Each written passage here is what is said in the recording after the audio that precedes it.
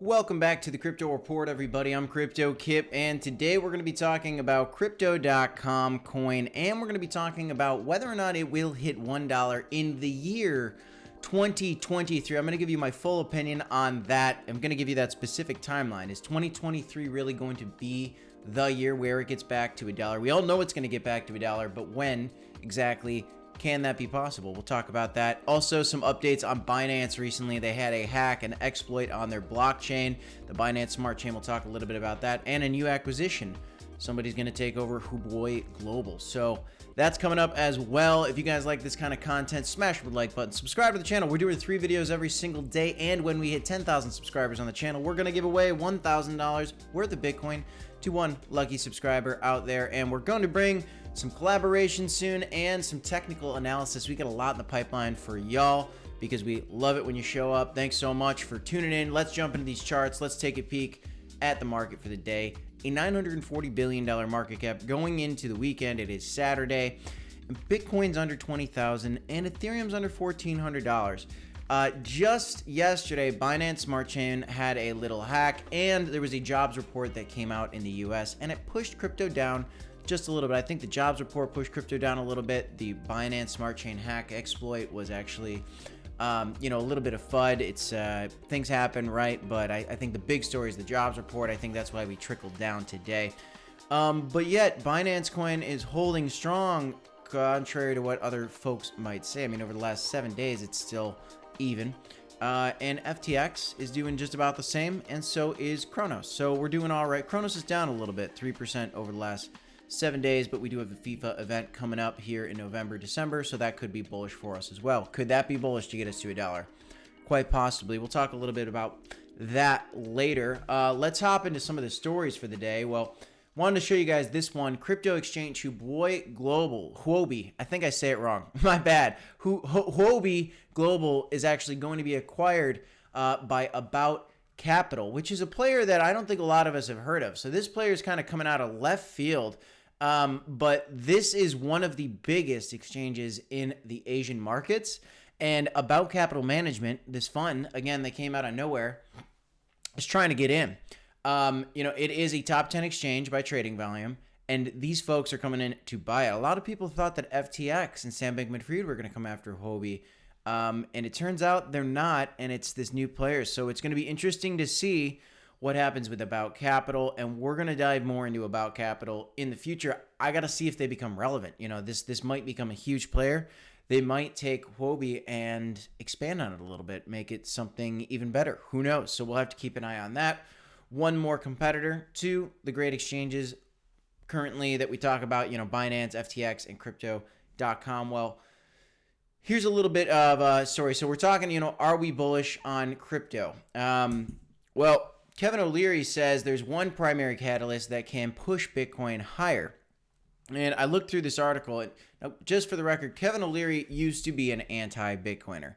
Recently, in about 2021, I want to say, he jumped on the Bitcoin train, and now he really likes it. He really likes it quite a bit. And so does the other fellow shark, Mark Cuban, likes Bitcoin. Now he used to compare it to bananas, but now he jumped on the train. Everybody's jumping on the train. Well, now he's a great defender, and he's got an opinion. And that opinion is that in order for crypto and Bitcoin to go higher, I think, and this is speculation, that if you got this thing done with just stablecoins and you got it regulated, it would increase the value a lot of different positions that I have, including Bitcoin. So he owns Bitcoin, and he believes that regulation is the key to the future pumping of crypto. Also, something to note, in an interview, he announced that he will be speaking at the 2022 Benzinga Crypto Conference on December 7th. Support of U.S. policymakers could trigger an influx of institutional capital into the crypto markets, sparking a Bitcoin rally. So what's he saying here? He thinks that he can spark a Bitcoin rally by influencing U.S. policymakers. Truly, I think he believes that, right? And that's part of it. And he's a big player. He's got a big TV show. He's got a lot of different companies. He's a very rich man. He can influence these folks, believe it or not. But it's going to take more than just Kevin O'Leary. It's going to take an army of crypto lovers, influencers to convince policymakers. And by the way, senators and congressmen alike are currently getting into crypto a little bit. There's a little bit more favorability, it looks like, on the right than the left, but we're going to see how that plays out. It's going to be very interesting to see how cryptocurrency makes its way into U.S. policy and to U.S. elections and what it means for voters and outcomes of elections in the future. But I think this is a great point by Kevin O'Leary. I think that Bitcoin is waiting for regulation. You know, we've been talking about this on the channel. Regulation's key, which is why it's very exciting when all of a sudden we see Crypto.com acquiring a company in South Korea to get regulatory approval to operate in that country and other countries alike. And that's not only Crypto.com, right?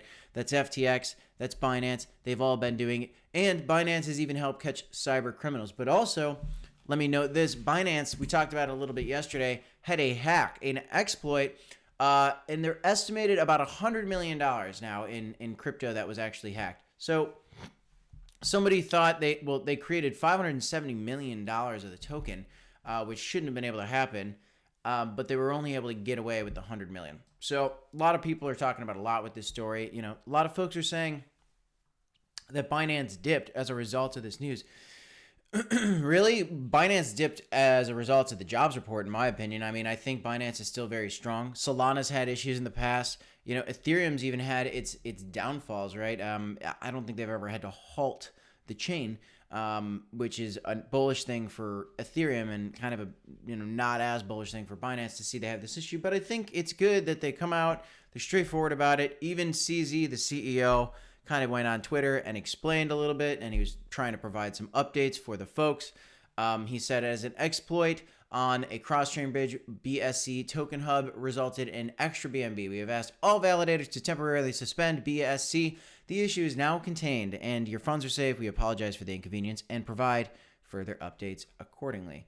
And he even provides more detail, Reddit posts providing details. So he's doing a good job, but you know, this was not a great story for Binance, and you know, it kind of leaves people wondering, and it makes companies like Crypto.com look good. Let's put it into perspective for you here real quick. So when you look at the different chains in DeFi and you look at some of the top chains, well, Binance Smart Chain is the third largest chain in all of crypto.